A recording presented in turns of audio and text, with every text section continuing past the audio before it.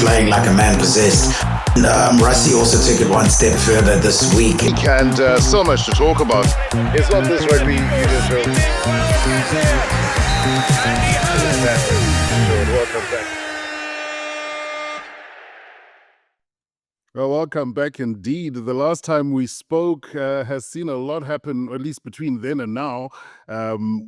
Obviously, a lot has been said about the Springboks and how they managed to see off New Zealand in that second test. We're leading up to the penultimate round of the Rugby Championship. The Women's World Cup final is staring us in the face. We also saw the Lions lose to Griquas in the Currie Cup final. More heartbreak at Ellis Park. I think, sure, plenty to reflect on, plenty to talk about. And of course, there's a Bledisloe Cup match happening, Bledisloe 1, between New Zealand and Australia as well. We're probably not going to have enough time to talk through all of that, but I do ask you to share, send your comments, any questions you might have. We love hearing from you. Sim, it's been a heck of a 2-week break. It seems, or a week's break, it seems to have gone so quickly.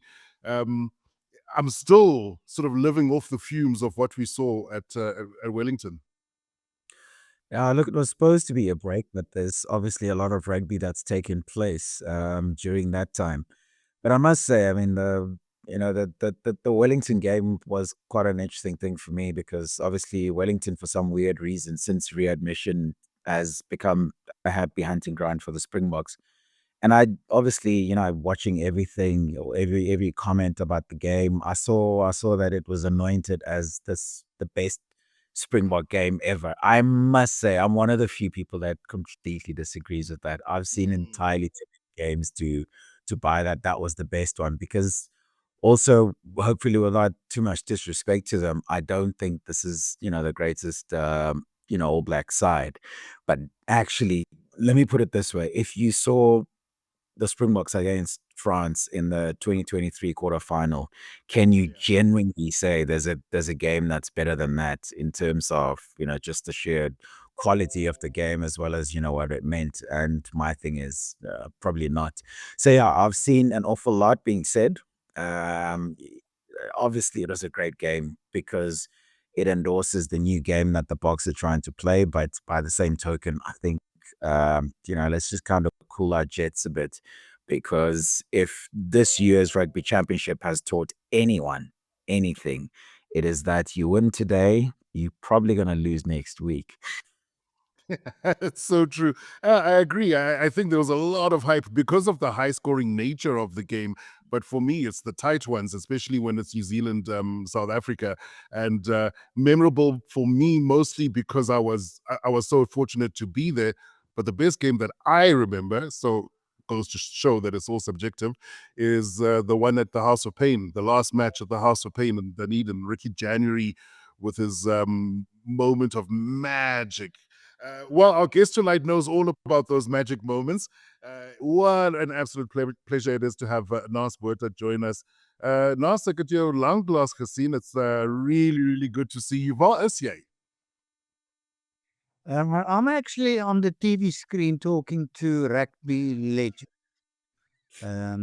Pollard and Sim. So I'm very fortunate that I got invited to join you guys.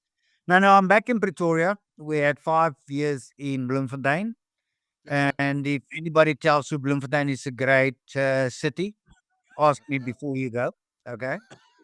I'm glad I'm back in Pretoria. This is where grew up and had good fun. And you're talking about greatest games and whatever.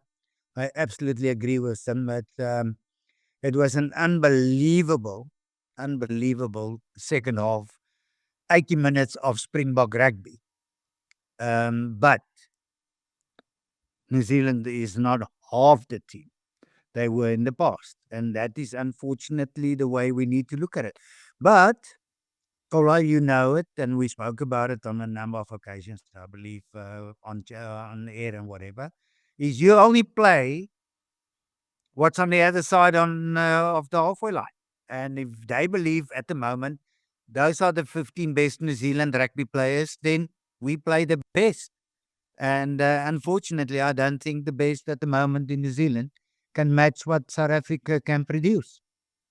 Yeah, Sim, this is the thing that started up after this match and the result and the shock. And I think people also don't have an idea of how much of a natural or a national disaster a Kiwi loss is in any game, but one as big as the one we saw would be absolute doom and gloom for the Kiwis. Now they're talking about bringing back overseas-based players. I can only, off the top of my head, think of maybe one or two that might have an impact in that team. Would that make a difference? Because they seem to be debating it. It would make a difference. Look, they just have to. I mean, when you say one or two, let's go to say Richie Mo'unga. I think Richie Mo'unga at Flyhalf would improve the All Blacks coming back. And it's just that there's small other guys you've long forgotten. Guys like Stephen Luatua.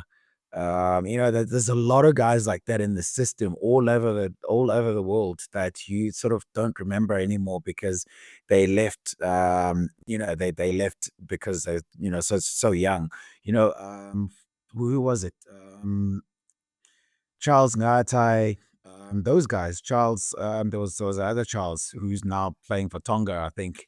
And that's the other problem for New Zealand is that those guys left as New Zealand internationals, and now that it's time to come back, they're coming back. They're not coming back as New Zealanders into international rugby. They're coming back as Samoans, as Tongans, as Fijians, and you kind of like, oh, I don't quite understand how that works, that your first break you get with the All Blacks and then your next break you get with your actual country. Usually you would think it should be the other way around, but clearly for them it works differently. Look, I just think I don't think New Zealand are as much in crisis as everyone would like to make out that they are. But I 100% agree with Naas that they're not the team they used to be. But by the same token, I think put up against the Springboks, the depth that the Springboks have. I'm not sure if most of the other teams are basically, half what they used to be, if you want to look at it that way. So I don't think anyone is in crisis. I think everyone is in transition though, because you've got us trying to sort of evolve.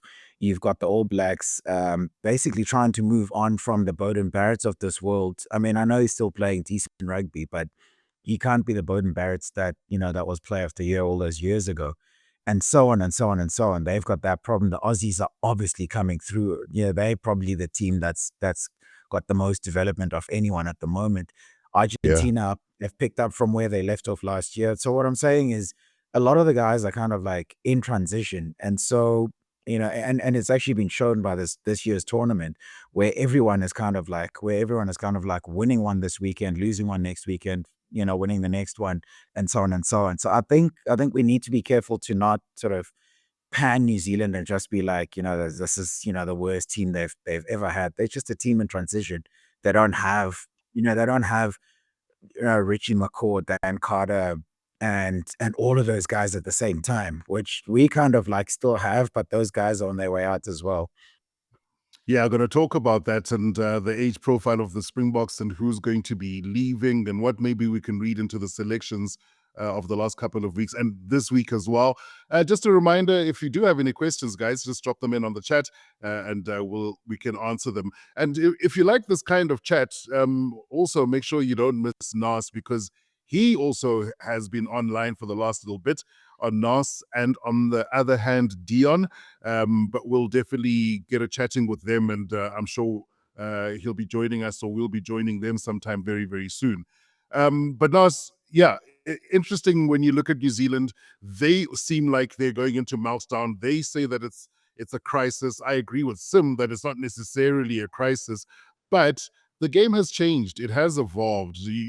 It's very difficult now for any one team to completely dominate another, especially at international level. It also shows that result just how small the margins are. And I remember when we spoke after that match, me and Sim, and there was that moment where Cheslin got his first try, that intercept. And until that moment, I still thought it was anybody's game. I still thought the New Zealanders could come out of here smiling with back-to-back wins. And it just goes to show that little moments create the momentum that teams can utilize to go all the way to the end. It really is, I think, a fine margin, and I think that we tend to read a lot into the margin of victory. They did capitulate, they gave up, they stopped playing, and they got punished. But the margins still remain small. Absolutely. Can't agree more. The thing is, they also have to look at their own systems. Okay. One thing is for sure, and this is only my ideas or my attitude or my comments. Okay. I believe South Africa leaving Super Rugby was a major problem for them. Why I'm saying that is because, in a way, all the teams in Australia is sort of playing the same kind of game. All the teams in New Zealand sort of playing all the same kind of game. You've had 4 or 5 South African teams all playing different. That's one. Okay. We weren't very successful during Super Rugby. Let's be also honest about it. Okay. But we were always, at certain stages, we always had 2 or 3 teams extremely competitive, putting them under pressure, making them used to play under pressure. I watch the Super Rugby, and I don't get the same feeling that those guys are under enough pressure that when they step up to international rugby, that they can actually handle the pressure. The most important thing is we're not here tonight to criticize New Zealand rugby. They're too good to be criticized. Okay. I'm not going to do that. They're not playing well at the moment. And honestly, it's got nothing to do with the coach. I've been through it for many years. If the team wins, it's a great team. If it loses, it's a bad coach and a bad captain. Ask me, I know everything about that. There's nothing wrong with Robertson. The thing is, what I have to reconsider is, are we going to use our overseas players? And at the moment, they have to. It's not even can we consider it, they have to make that change because there are a number of great players at the moment not playing or not being available for New Zealand. Look at Australia. They made the call. We've seen the difference. We made the call. We've seen the difference.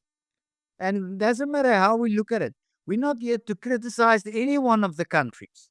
If there's a country that should be really being criticized, it's Wales. We're not going to do that because we need a good team from Wales in either the nations, World Rugby, whatever.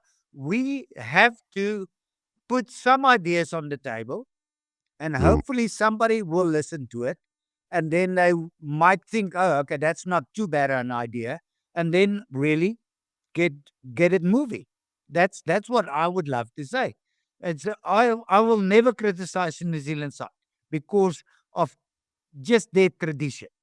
They've always been our greatest rival. They've also beat us 57-0 and 57-15. Come on. Let's be fair now. We Okay? did. But you take the hit on the nose and you move on. That's where they are at the moment. But I think, unfortunately, South Africa not being part of Super Rugby really cost them. And I can recall how many of their top players had a big mouth about we don't need South Africa. And they're all coming back now and say, what? We need South Africa. Okay? That's the way it is. But that's learning curves. What I think seriously, boys, is that World Rugby needs to look at the bigger picture. And there is a bigger picture in rugby. I love American football, okay? Not because I was part of it. I watch it every weekend, watch the college football. I just love it. But why?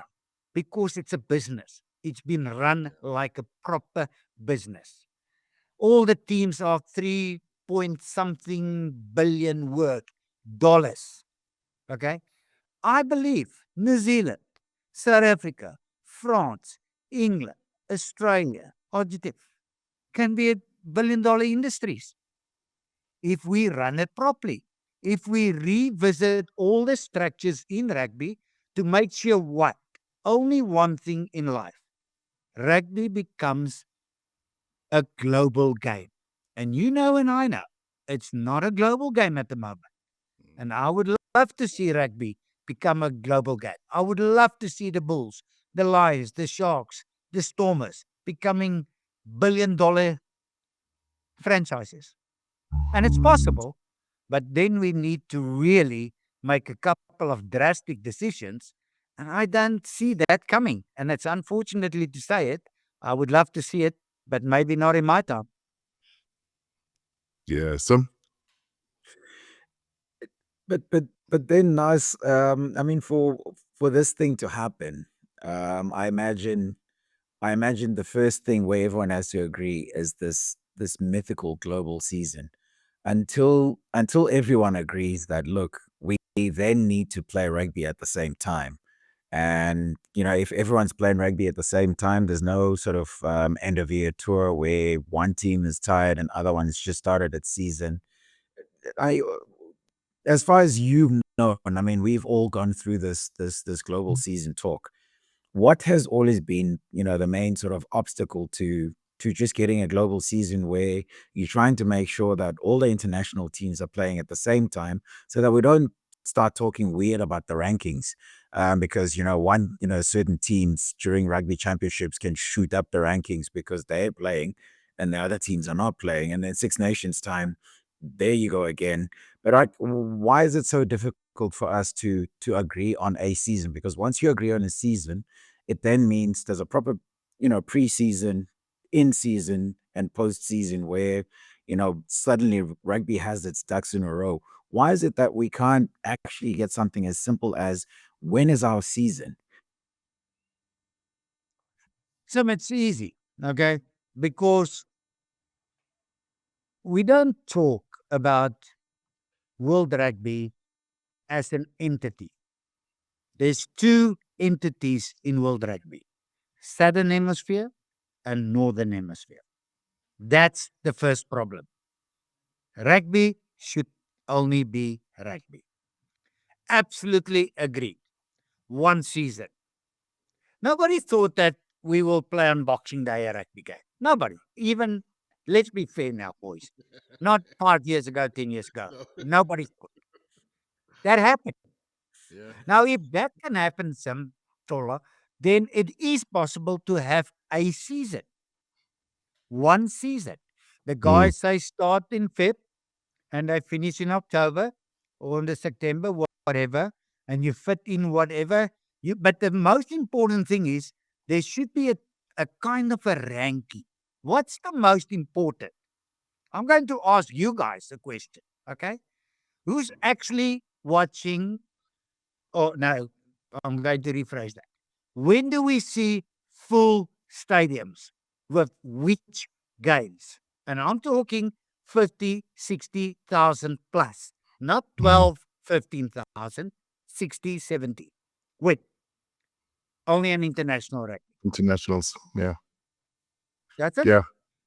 Not in URC, not in Super Rugby. I'm watching the NPC. Let's be fair, last week about the Curry Cup final, I actually felt for the players. I felt for the Yeah. players because I would have Yeah. loved to see at least 25, 30,000 people there because they deserve it. For last Saturday, those two teams were the two best teams in South Africa. And that's final. Okay. But look at the crowd. And so that's where we need to make the call, but that needs to come from World Rugby. But the thing is, as soon as we try and get a solution, there's always 10 reasons why we can't do something. And that's where I believe, I don't care. That's where World Rugby is actually the boss. And somewhere along the line, somebody needs to listen to the boss. But then the boss needs to have enough power to make certain calls and say, if you don't want to really fall into this, then sorry, boys, then we just move on without you. And I know it sounds like I'm criticizing anybody. I'm not criticizing anybody. I'm just trying to say, hey, what's the best for the game? And the best for the game is one season. Sim said it. One season. That's it.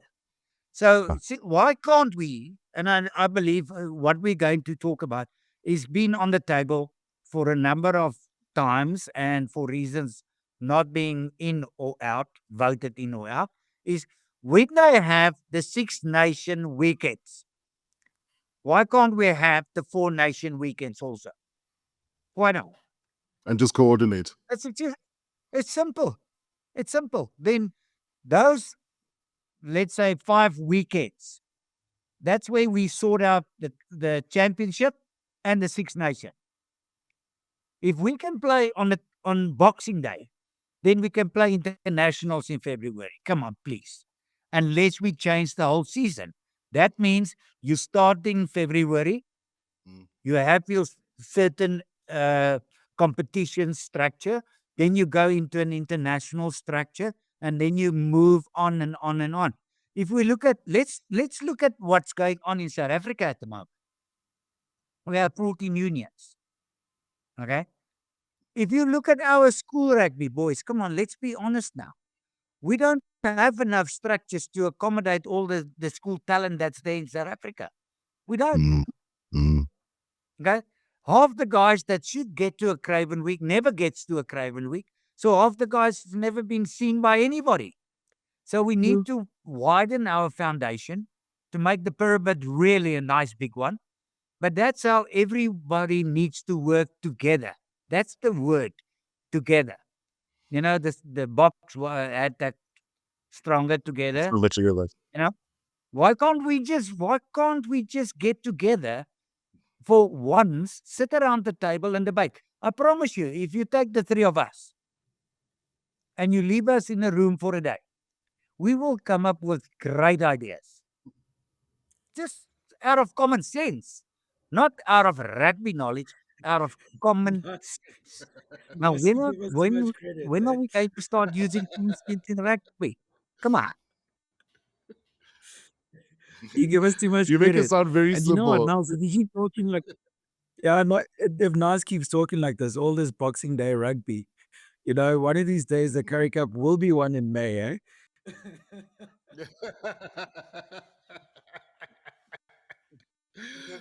No, but it's such a good point. Yeah, it's such a good point that the solution seems, or at least some of the solution seems very straightforward, but we don't want to necessarily follow up. I've got there's an OG guy here in the background called Julian Naas, and he asks this. He always says this is the closest rugby championship ever, but a lot of pundits in the northern hemisphere still believe Six Nations is the superior competition. Rugby champs versus Six Nations, and should South Africa be trying to fight their way into the Six Nations, given that we don't have a global season? Well, if let's look at what we have, okay? The Six Nations believe they are the best. Okay. We believe we the best. The championship. Okay. Let's play on the same weekends. Okay. Whenever that is. If it's in Feb, fine. If it's in June, fine. If it's in August, it doesn't matter. The winner of the championship playing the winner of the Six Nations. See, we need new things to come through. We need the winner of the URC to play the winner of Super Rugby. We need so many different things. And it's not complicated things. That's the most important thing. It's not extremely complicated. It is simple. Okay. The thing about the Six Nations, and even I love the Six Nations, it's the tradition. You go to Scotland, they can have a good side, not a great side. But to go and beat them at Murrayfield takes an effort. We've seen how many times teams go to Scotland, they go to Wales, the best teams go to England, best teams go to France, best teams to Ireland, you know. And then even in Italy, sometimes you get a surprise and they beat you at home. So the thing is, what I I don't want, and that's the thing that I've experienced in URC. Okay. I don't want the weather to have that major impact on a result. Now, if you take it, if we can, I know Northern Hemisphere will always go against it because that's summertime and the break and all the holidays and whatever. But if you really structure it well, because the thing is, boys, what if you play rugby? What's your job? It's rugby. Play rugby. Matches. When you play it, it's your job. So if you play it through your break in August that the whole of Europe is on holiday, then go on December and have a holiday in South Africa or Australia or New Zealand because that's summertime. It's not that difficult. But the thing is, we don't just want to sit on this, but Sim is right. Let's get one season done. If we can get that done, then we can actually build a structure where we say, okay, I want to leave something just in your back of your minds. Okay. What if the three of us tonight have a vote? And I say to you, okay, let's think about the next. Patrice, Mm-hmm. Mr. Rupert, Mr. Motsepe, and Mr. Rupert buys the Springboks. Okay? You get somebody to buy. Yo. You get somebody Okay. to buy France. Get That's a somebody lot to buy. closer than you think. Oh. Yeah. And I'm just yeah. saying, you get Vodacom to take over the Springboks or MTN, and you make that the top 12 teams as they want. The top 12 teams play home and away. So you have 22 internationals. We have 11. Okay. So what's your top class game for 22 weekends? It's international rugby. Then under that, it's Super Rugby, URC. Under that, it's Currie Cup because you have to have certain structures in place for development. You have to have that. Okay. Yeah. And I know people don't even want to listen to this because then the first thing you're going to hear is, oh, but the club owners are going to complain. And boys, what do we have to make a decision on? What is the best for the game? Not the best for an owner or an individual that's not really like, he doesn't like this. How many times have we heard? We don't belong in the Investec Cup. Mm. Yeah. We've heard that. Yeah. You know that. We've all heard that. What? We're part of Northern Hemisphere at the moment. But if you want to say Investec means the best team in Europe, yes, then we don't belong in the Investec Cup. But is it then fair to us? Where else we go then while you're playing all these different things? Do we play our Currie Cup then? Okay. There's some, you see, Kola, we can talk about 100 different ways of looking at one problem. What's the problem? Some mention it. One season. Yeah, no, it sounds very straightforward when you put it that way. But I can't imagine if Mr. Rupert and Mr. Motsepe go and take over the Springboks, you're not going to cause all sorts of World War IIIs, not just one of them. Before we move on, and I can't believe how fast the time is going. I've got so many questions, but it just means that, Naas, we have to do this again sometime very, very soon. Jules also says next year the Rugby Championship gets devalued because of the first All Blacks tour in 30 years. And I know as a rugby traditionalist, sort of growing up into the 90s, the idea of a rugby tour sounds very romantic. It sounds fantastic. And you play every little team and you go town to town and everybody gets their chance against the mighty All Blacks or the mighty Springboks and, the British and Irish Lions. Is the time for tours over? Are we going in the wrong direction with this? No, I think for once we're going in the right direction. No, seriously. Why can't Australia the same time tour Argentina? Or Argentina go and tour Australia? Why can't they do that? It's not to say they're out of it.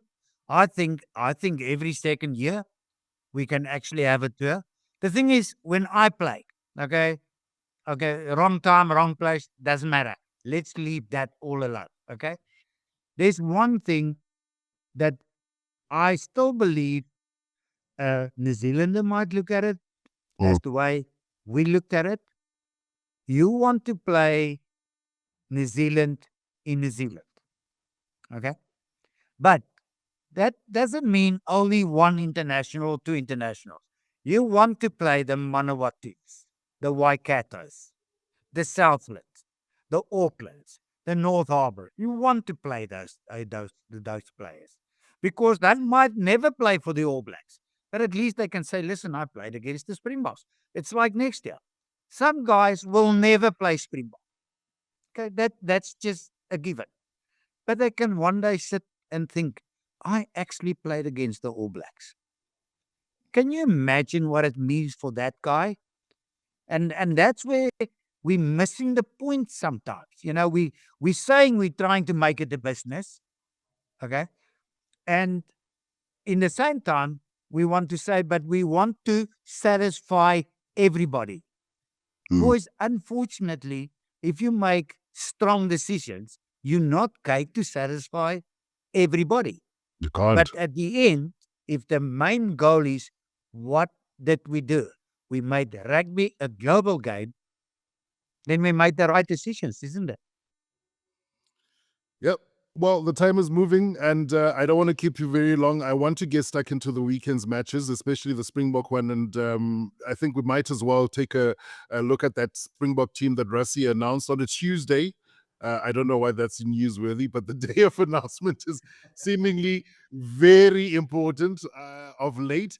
And, he's pretty much stuck with, I think, the same team. I think he probably wanted to play them in back-to-back games, but we know that there are injuries. Which sees that change with Durban coming in.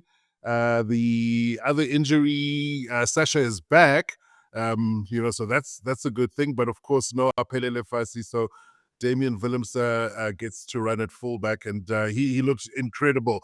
But yeah, Naas it seems to me almost for the first time in this rugby championship, we kind of are seeing the bones of something that Rassie clearly wants to keep together in some way. And like I say, obviously injuries happen and you might want to still experiment a little bit. But does this look like more or less, and I'm not even looking at the bench, more or less what he is thinking with the long term in mind? There's a couple of 30-year-olds, but maybe these are the ones who make it through to 2027 World Cup. If we look at the team as it is at the moment, okay, Damien at fullback, definitely not a bad call. He was absolutely fantastic. He and Kenan Moody, they were absolutely amazing at center.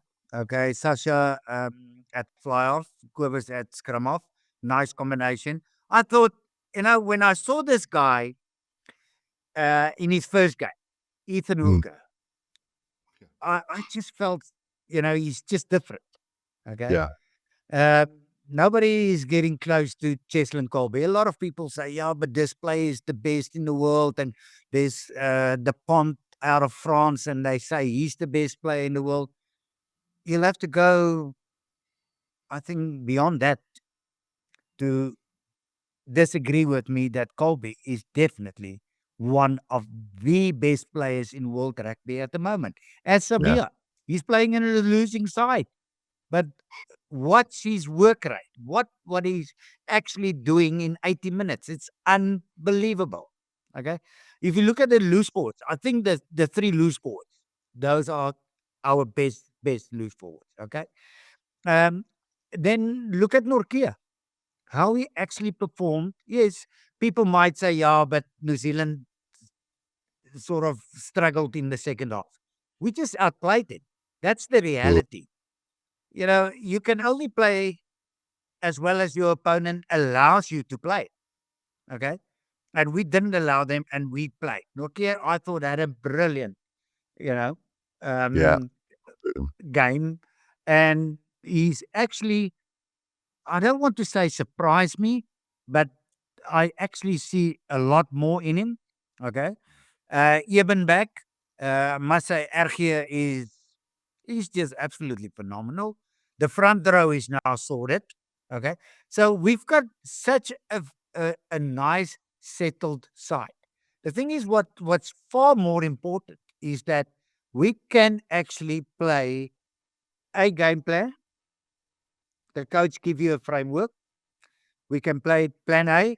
If that doesn't work, we can go to plan B. If that doesn't work, we can go a combination of plan A and plan B. That's what's nice about South Africa. And let's be fair, that's where New Zealand were a couple of years ago. They really could play any game they wanted to. Unfortunately, at the moment, I think a little bit of lack of personnel. They really can't get to that point. We can get to that point.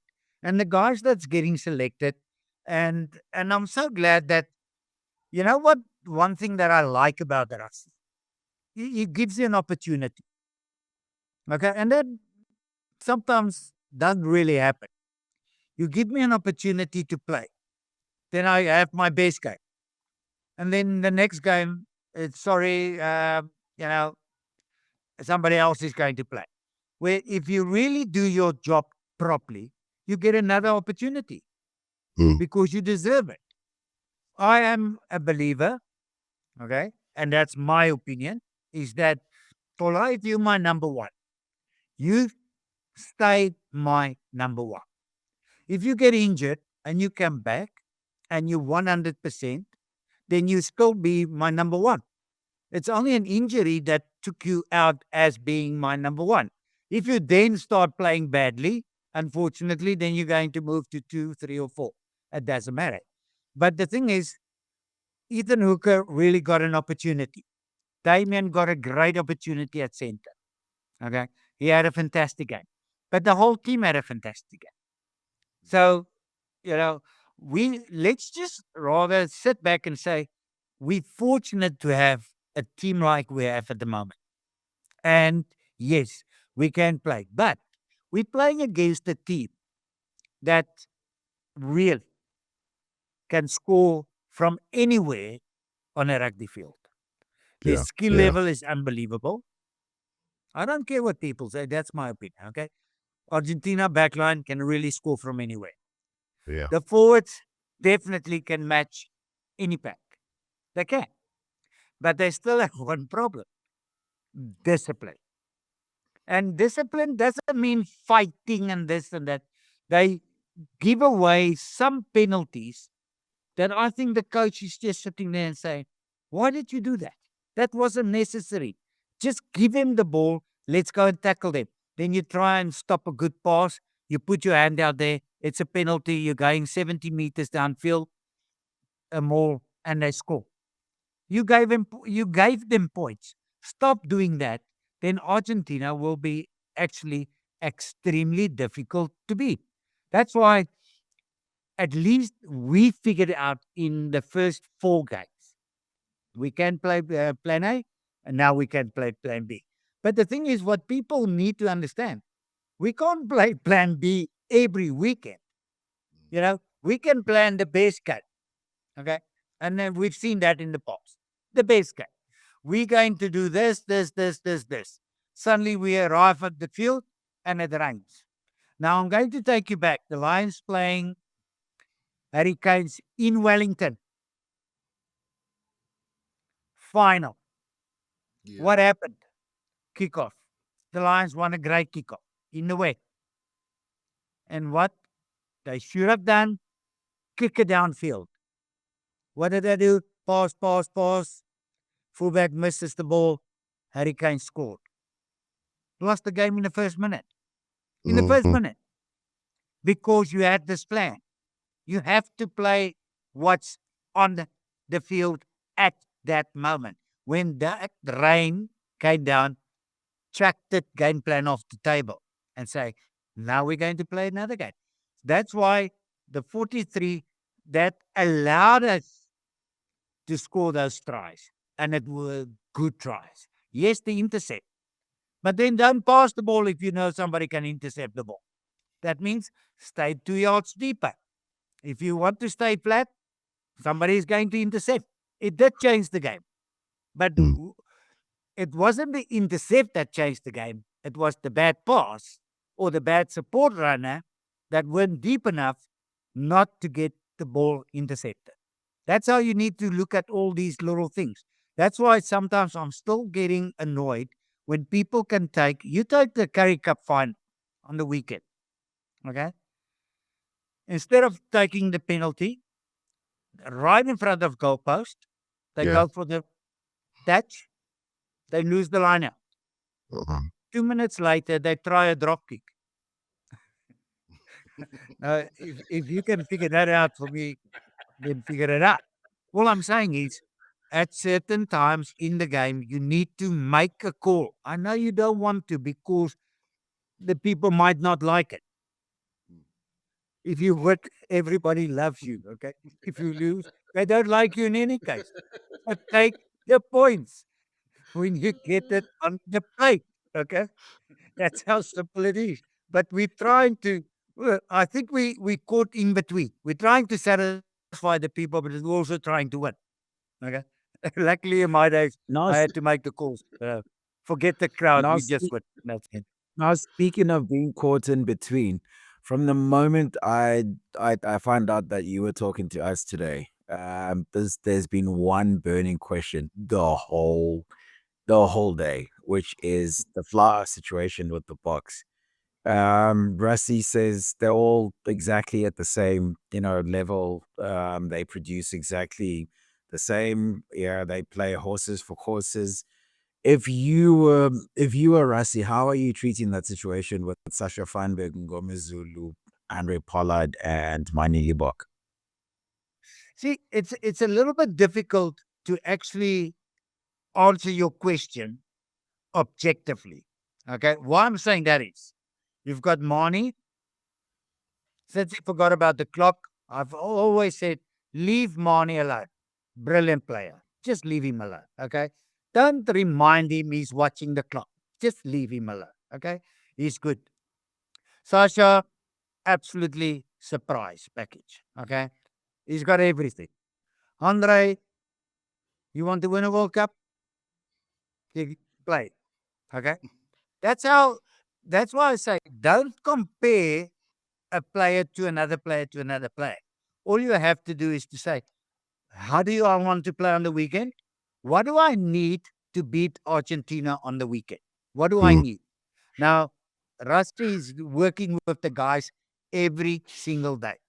Tony Brown assisting and the other guys. Okay. So they actually know what they want. There's no coach at any level that will pick a player that he feels might cost him the game. Nope, no coach is going to do that. So that's where I say you must decide what do you want to do on that weekend. We are just extremely fortunate that we have 3 fly-offs. They're all brilliant. All brilliant in my house. That's my opinion. Okay. They're just absolutely brilliant. People complained about Manie. I didn't even listen to them. Okay. And I'm not going to. But because you know why? Because at least I know a little bit about fly-off play. Okay. So you mentioned it. What is New Zealand's biggest problem at the moment? You know what's the biggest problem? They don't have a fly-off. That's the biggest problem. If they had 3 fly-offs to pick and choose who they want and how they want to play the game, then we could have had a discussion about it. But at the moment, I just get a feel, Mackenzie, Barrett, it's six of the one and half of the half a dozen of the others. Well, what? There's nobody standing out. We've got 3 guys.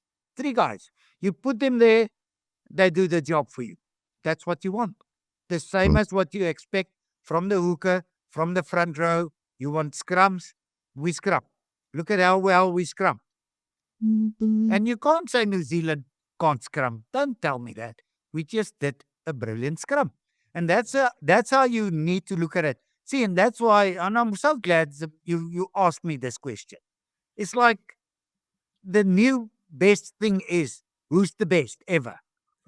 Now you tell me How do you compare a player from the 40s to a player in the 60s to a player in the 80s to a player in 2025? I made a joke today because we had a golf day, okay? And I said to the guys, everybody's telling me, okay, I still don't know why, but they do, okay, how clean my shorts were when I came off the field, okay?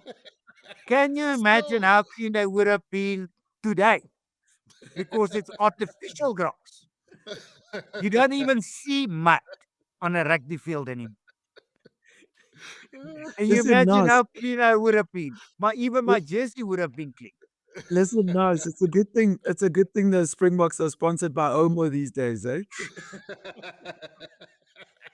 I think the only time I might have got dirty is during practice, I promise you. Because the fields are absolutely unbelievable to play on. Mm, Unbelievable. You yeah. don't get better services. Services. Surface on any ground lately. When's the last time we saw really mud? When's the last time? You don't see it even at club level. That's why I say you can't compare. That's why your question is a great question, but I don't have an objective answer. The question is the guys working with these guys every single day know precisely what they want for the weekend, and that's why they made the selection. And Yeah. next week, they might make a different selection. The most important thing for us is what are we now? We supporters, and whoever they pick, I don't care. Whoever they pick, I will support it. And that's the end of it. Yeah, I love that point that you make about how different players affect the game differently. And because a lot of people are talking about Tony Ball, and I don't think that there's a fundamental change in what the Springboks want to do ultimately. And I think the key thing is that you select one fly half, you will automatically play a specific type of game. Manie plays a very different game to Andre. And like you say, Sasha is a surprise package. So it's the selection that actually affects, I think, the game plan more than, oh, we want to go and do this. It's about the personnel. We really have kept you for a long time, Nas, but very quickly, I'm going to ask Paul to stick up that Argentina team for us. Because there are a couple of names here, and I was thinking in the back of my mind, if you had to do a combined Los Pumas Springboks 15, there are a couple of guys here who I would really have to consider. Maybe not the props at the moment in terms of form. The Boks are really great. But Julian Montoya is absolutely phenomenal, and he's been playing like a man possessed. The rest of the tight five, maybe not, but could you go into a game without Pablo Matera if you had him available? Marcos Kramer is very competitive as well. And that's just looking at the forwards. So, I look at that team, and we tend to not necessarily look at the Argentine forwards. We all know about their attack, but there are a couple of hardened characters in there who they're not going to take a step backwards. Maybe the scrum will struggle, but their forwards will come to the party. Yeah, I'm a massive fan of their loose trio. It's nice and balanced. And this Joaquin Oviedo is very underrated. I thought he had a very good season last season. And then when you have a closer look at them, they've got this Juan Martin Gonzalez. He's a blindside flank. This is coming off the bench now. He's a blindside flank. I think he plays for Saracens, if I'm not mistaken. The thing that catches me out about the Argentina team in terms of the one they've selected, I mean, when you look at those backs, you know, um, Santiago Carreras at 10 has done a job for them. Yeah. This Garcia's new. He's new to us, and he's been incredible. Choco Barres last season before he got injured in the very last game of the rugby championship against us in Nelspruit, had a really good season. And then the fullback Juan Malia Cruz, Juan Cruz Malia, had a very good season. Has had a very good season now. The thing that catches me out about their game is that they've gone 6-2 split on the bench, Yeah. which we seem to have shelved over the last few weeks, where we've suddenly decided to go with options instead of just the 6-2 split, or even the 7-1 split that Matt Williams loves so much. What I wanted to ask Naas was, Naas, when you look at them going 5-3 split, 5-3 split, this is a Springboks now. Do you get a sense that maybe they're moving away from the bomb squad, or is it just a matter of necessity? Maybe they just don't have enough of the guys they need to have fit to be able to go with the 6-2 split. I think it's a little bit of a combination of both. Okay, we've got and sorry, boys, I'm a great believer. If you select a team and you name the 15, they should be able to play for 80 minutes. Firstly, okay, that's my belief. Yeah. Then, if something happens, then you can say, okay, listen, it's not Naas's day today. Let's get him off the field. Let's get somebody else on. I like that idea. But I want to give you a nice example. A coach an international team. We lost the first game through stupid play by a center. That's as simple as that. The second game, after 12 minutes, I pulled him. After 12 minutes. And the guys, everybody said, how can you do that? I said, okay. We went from 12-0 down to 42-12. Okay. What I've seen in international rugby is we wait for 50 minutes. Even if you can see after 15 minutes, it's not his day today. We're still waiting. We're hoping. Yeah, but he can. That's not what he can. It's what you expect him to do on the day. Okay. So I love the bomb squad. Why? Because the world hates it. So that's why I love it. Okay? It's Well, Paul Williams likes because it now, apparently. I love it because we can do it and nobody else can. That's one thing. Okay. There's a little bit injuries that's guiding us a little bit away from the bomb squad, as it's been called. Okay. But we've been successful with that. But we've also seen them not working. Let's be fair. It's a couple of games that didn't work. Okay. And Rossi took it on the nose. It said, hey, we thought it's going to work. It didn't work. But the thing is, let's talk about how do you beat this Argentinian side or the Argentine side. Okay. Very simple. You take it on from the first minute. When are they extremely dangerous? When they stay close, scoring wise. In the second half, they start believing, and then it's trouble. And that's any team, international team that I'm talking about. You give Wales half a sniff, they can beat you on the day. With that, whatever chaos they have at the moment, they will beat you. Same as Scotland, same as Italy, same as any other team. So what must the Boks do is take them out of the game from the first minute. This is one team you have to take off the table as soon as possible. And if you feel, listen, we're going to play this game because everybody can feel it, okay? We play this game and you see it's not really going all that well. What do you do for a couple of minutes, okay? Stick him inside their 22, keep him there and say, come 80 meters and score against me. That's what you do. So you put them under pressure to start thinking outside the box. That's what you want in rugby. You want the opposition to think not the way they want, the way you want them to think.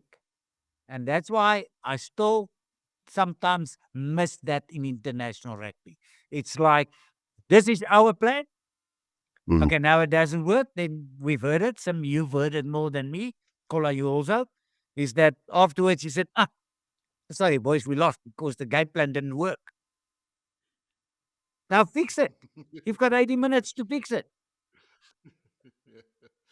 So what do? After 50 minutes, you say, okay, we're on track.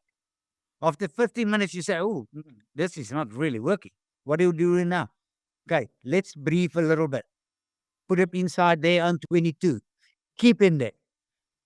Squeeze them like we know the Boks can squeeze any guy, any team to a standstill. Let's keep him there. Let's take all the initiative out of the game, and then it's a game changer, isn't it? Yeah. Yep. Now, it's ironically, I actually saw I saw footage of you this week kicking the old leather ball. It was like next to the touch line. I can't remember who it was that was holding it for you. It was like in the rain. Dani Gerber. Yeah, Dani Gerber. and it was Danny. Yeah. And you somehow nailed that over. So we've got a question here from the rugby commentary vinyl, who says, "What was your secret to touch kicking? Were you good at mathematics or your angles were so precise? Often we see kickers not maximizing territorial gain from a penalty kick." I see roots is from Kaveja. It's really a simple thing. You get a penalty on the halfway line. Okay. Any professional player should kick that ball at least 10 to 5 meters out from the opposition's goal line. Any guy. That's your Beyond the job. 22. Now, that means from the halfway line, you get a penalty. You kick it at least 5 meters from the goal line. You put it into even sands, nice ball, we score. What do we see week in and week out? We get a penalty on the halfway line. The next line out's on the 22. Nobody gain any advantage. That's, rather, if I was the captain, I would say, listen, give me the ball. I'm taking the 3 points because you're wasting my time. And I don't mean it badly. I'm just saying, if you want to do something to your advantage, then do it to your advantage. But if it's not really going well, and the thing is, it's all about kicking. You asked me about kicking. It's technique. Yeah. If you understand the concept of kicking, it's the simplest thing in rugby.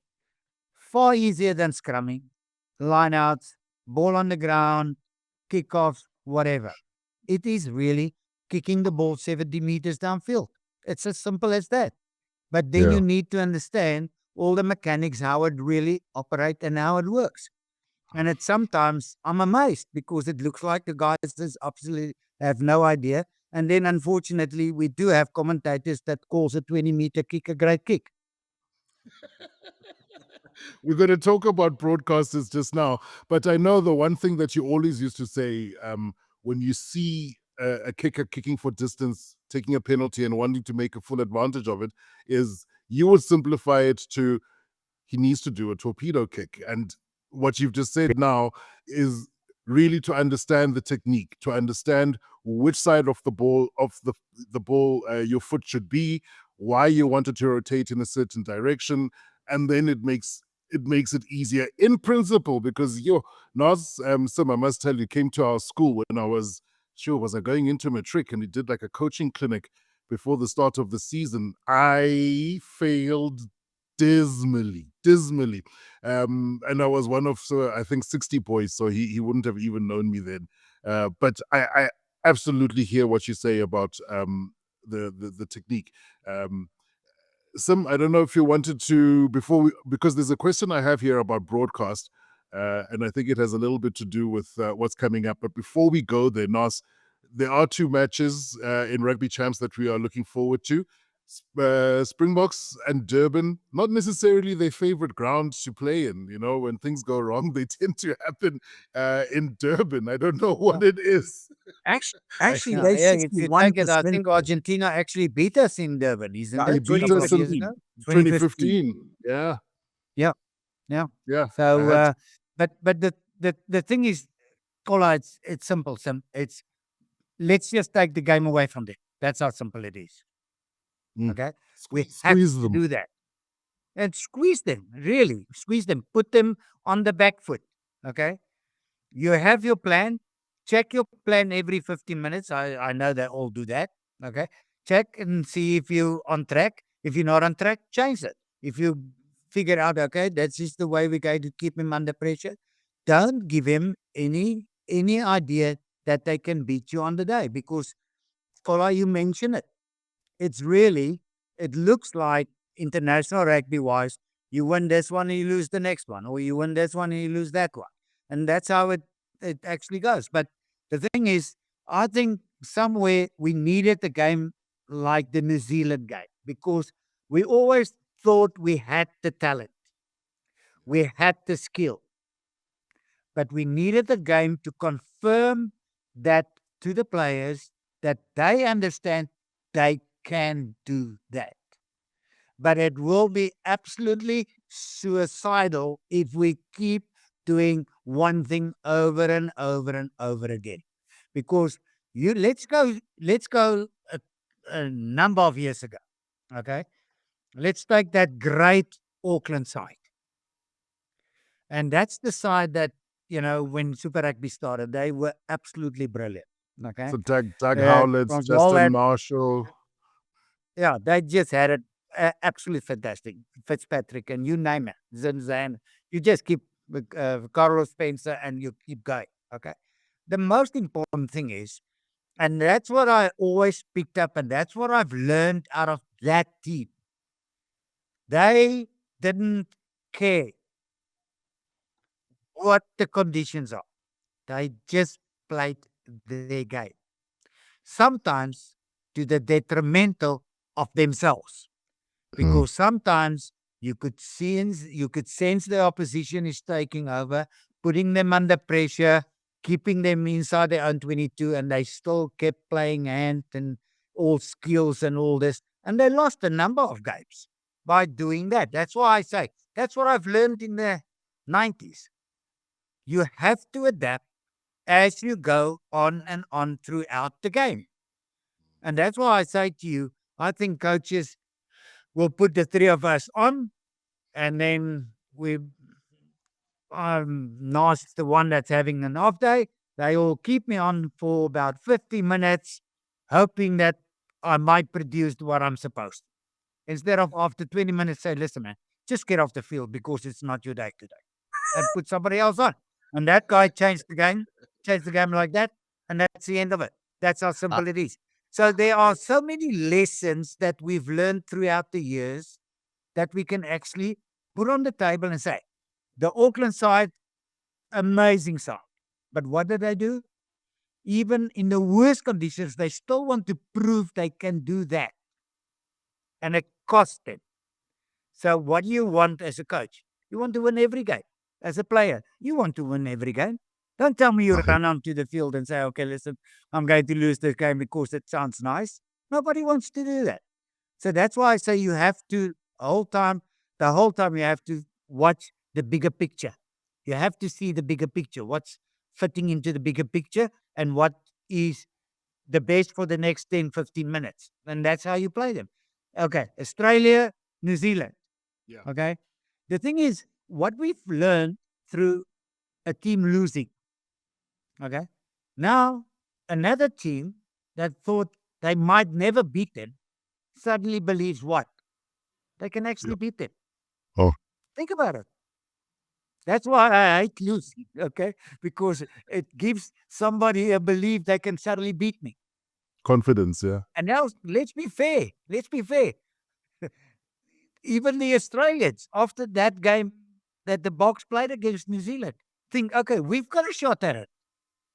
Out of nowhere, they have a shot at it. And we can't take it away from them. Because why? The Boks showed them. You play them this way, they're in trouble. And that's it. Yeah. What should New Zealand have done in the second half? Is to say, hey, boys, we can't handle the pressure from South Africa. We can't handle this. Let's stick the ball behind them. Let's keep them in the corners. Let's put them on the back foot. Let's put them inside their own 22. Let's see how they react. They didn't do that. They kept trying. Running the ball, passing the ball. Never worked. So now suddenly we're talking about two games.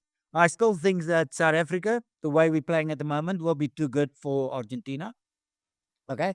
And I still believe the British and Irish Lions did help Australia rugby a lot this year. with Yeah. their preparation because they weren't in a good space. After that tour, they're in a much better space. There's a couple of youngsters really coming through. But if New Zealand wants to win that easily, is to take that team because it is a little bit of a young team. They're still gelling. Joe Smith is an unbelievable coach. Same as Robertson, same as Rassi. Okay. Take them out as soon as possible. Get them on the back foot. But the thing is, what do you think people think if I said put him on the back foot? He score 1, 2, 3 tries. It's not that easy. Just put them inside their own half. Keep him there for a while. Let's see how they react. Then the tries will come as it did for South Africa against New Zealand. So 2 great games to look forward to. Yeah. Okay.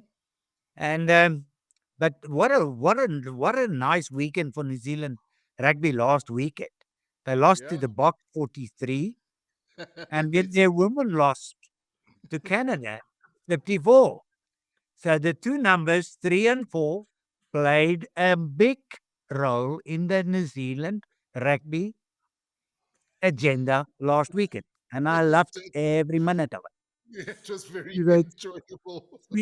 speaking of the women, Nas, you obviously the one guy from the three of us who's been watching every single game of the women's. Obviously the final is on Saturday. England, Yeah. they've got this incredible winning streak. I can't even remember how long it is under John Mitchell of all 3-2. people. Yeah, Yeah. and then obviously they're playing against Canada, who many of us would not have imagined that, we're actually going to be there. But actually, they went into the World Cup ranked number 2 in the world, and they Yeah. went there on the basis of a GoFundMe campaign that said, help us win the World Cup. So they're actually in a position to actually win this thing. Just 2 questions. Obviously, how do you see that final go, given what you know and had seen about, this tournament? And then the second part, just a little word for our ladies who made so much history. I know that in the greater scheme of the rest of the other countries, making the quarterfinals isn't big, but for us it was massive. It's huge. Absolutely. Absolutely. And I watched the 2 games they played against New Zealand 50 down in Cape Town. And I thought they were absolutely unbelievable. And they went to the World Cup. And I don't know why. I just thought that we're going to play in the quarterfinals. And in the quarterfinals, unfortunately, it didn't go all that easy for South Africa because we played against a great opponent. But I mean, I actually said to everybody that wanted to listen, we're going to beat Italy. That's it. And we did. And I thought the girls actually stood up and they really proved the point.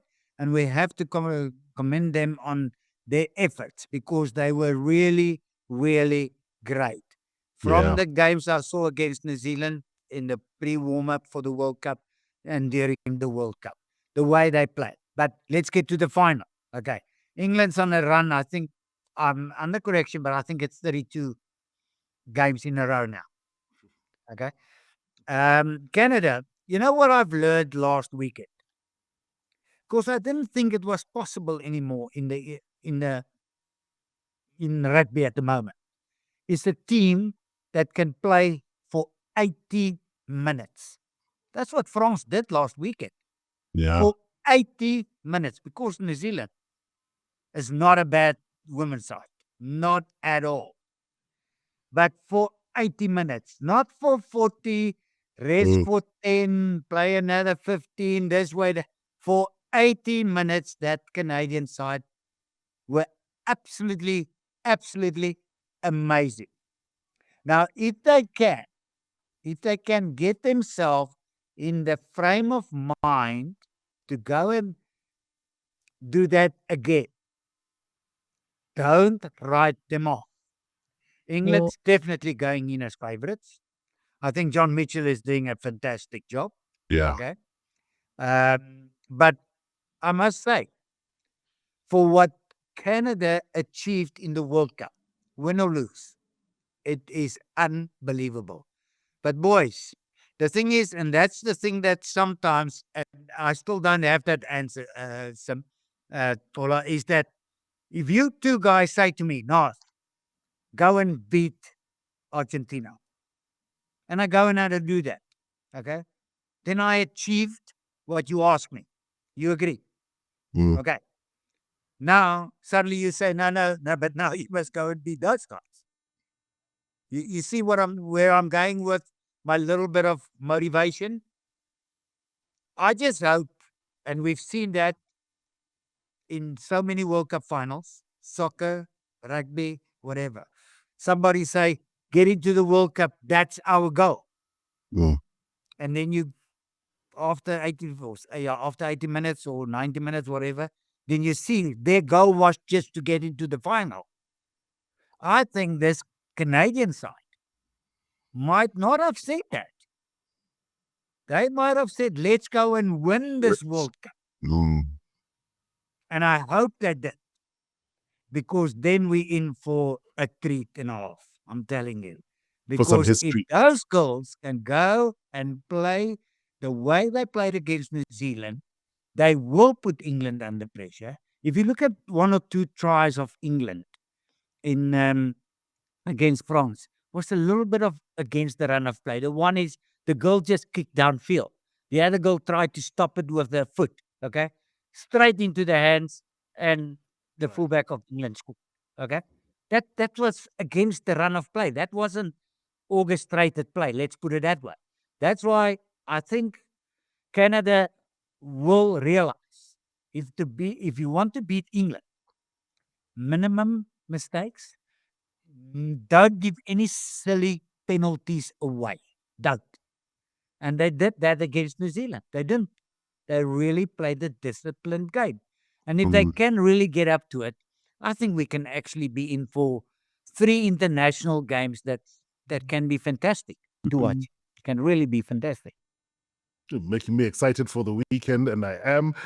Before we wrap up, I'm going to take that last comment there by Rudes and Rebecca again, saying, where do you foresee Magazole playing his 50th and Sia playing his 100th test match, considering the All Blacks are touring South Africa in 2026? It's very hard to say because Mapims, if I'm not mistaken, is on 46? 47. 47. 47, and Sia's on 90? 96. He'll be on 97 Now this he's weekend. 96, yeah. Yeah, Yeah, it's hard to say. They can actually, Sia can actually achieve it by the end of the year. Yeah. If you Yep. think about it. I There's 2 to agree go. with you, Mus. Like this idea that you can orchestrate when it happens is a very dangerous thing. Sia's already 34 now, and he's played a lot of really heavy rugby, and he's not a particularly big man. As a even as a forward. And my thing is, if you sit around and you wait for next year and suddenly he's not at the races because he's 30, 34, 35, then you've robbed him of a chance to get his hundreds, sort of trying to be clever almost by going, oh no, we want it to be against the All Blacks. I think you take it where you can, whenever you can, and you get on with it. And that's it. You don't sit and try to orchestrate. No, don't orchestrate it, and I don't think the guys will. I think what they'll do is they'll work it out. I think we've got, if I'm correct, okay, maybe, although you need to assist me a little bit here. We have the 2 games against Argentina. Yeah. Okay. Then I think we've got 4 games in November, isn't it? We've got Japan, There's a Japan game, and yeah. then the other 3. Yeah, that's 4. Let him get it this year. Because if there's a player that really deserves to play a 100th international for South Africa, it's here. Let's give him that opportunity. Let's give it to him. And get him on the field, hopefully healthy, because that's what we need. And then, don't even think of next year. And even consider next year. Just get it done ASAP if you feel he deserves it. And I think we all agree he does deserve it. Yeah, no, I absolutely agree. Don't wait for it. Naas, we've kept you a lot longer than I thought we would, but that's just indication that 1, I love talking rugby with you, and 2, we have to do it again. And if you're looking for a little bit more of Naas online, check out or do a little search there for Naas. And on the other hand, Dion. but we'll definitely have them back on. And it's always great, especially with the internationals on. So I might just call you back depending on what happens in the next 2 weeks, Naas, because I still feel like our conversation is just halfway through. But if it was up to me, we'd be here for 5 hours. Great to see you back in Pretoria as well. And hopefully we'll have you back on with us very, very soon. Thank you, and thanks for the invitation. And I must say, I do appreciate just to talk to two guys that knows the game. Thank you. It was really nice. Thanks, Tola, Naas. I Cheers, Naas. really enjoyed it, and it was just nice to get some different ideas on how you also see it. And one thing is, what I did tonight is I actually listen. I'm one of the few guys that do listen to other people, and it was really nice, just the plain, simple conversation we had about the game we all love. Okay, now Yeah, let's no, hope after the weekend we love it more. I agree. Absolutely. And I mean, I still also want to pick your brain because your journey has also included some coaching juniors in particular. So, maybe our next conversation will touch a little bit on that. Some big weekend, hopefully on on Sunday when we get together to do the wash up. Like Naas says, we'll be feeling quite relieved. But before the Boks go into that match against Argentina, they'll have watched New Zealand against Australia. And if the Kiwis put on a big win, hopefully it won't detract them from wanting to actually go out and put on a show. No, listen, I'm just glad to see that. I'm just having a look at the time. It's almost an hour and 20 minutes since we started. So that 80 minutes that Naas believes that players should play without substitution. Clearly, that's how he likes to talk his rugby too, eh? No, that's true. But I get it. I mean, I've seen Hey, the I forwards you believe, played with. yeah, Sorry, I I've just seen believe the if you pick me, I should be able to play 80 minutes. Yeah, no, I saw the forwards you played with. I mean, you had locks like Tian Stoffberg, Louis Moorman. I mean, these guys look like they look like centers. I mean, Rob Lowe. I get it. I get where you get that sort of thought from. If I call you on Sunday morning to say come and join us because we're smiling or we're crying, don't be surprised, please. No, that's good. No problem at all. You're a legend, Lars. Thank you so much for your time, and we'll speak soon. Thanks, boys. Okay. Cheers. Thanks, everyone. And don't forget to give us a like and a subscribe. It's wonderful to grow this channel, this family. And like I say, a lot of collaboration on the cards. Naas is one of those, so make sure you give him a follow, a like, and a subscribe as well. So I'm sure we'll have him back on soon. Yeah, no, Bob squad in these chat, eh? Have a good one, man, and we'll catch up. Yeah, we'll catch up on Sunday, and hopefully plenty to talk about then.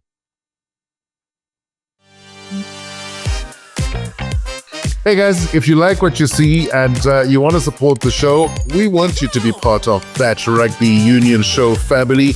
Then just hit the like button, subscribe to the show, tell your friends, make sure you join us every time we're on. Slap that bell harder than Rassie finds loopholes in World Rugby's rulebook. There are new episodes every week. Don't miss it.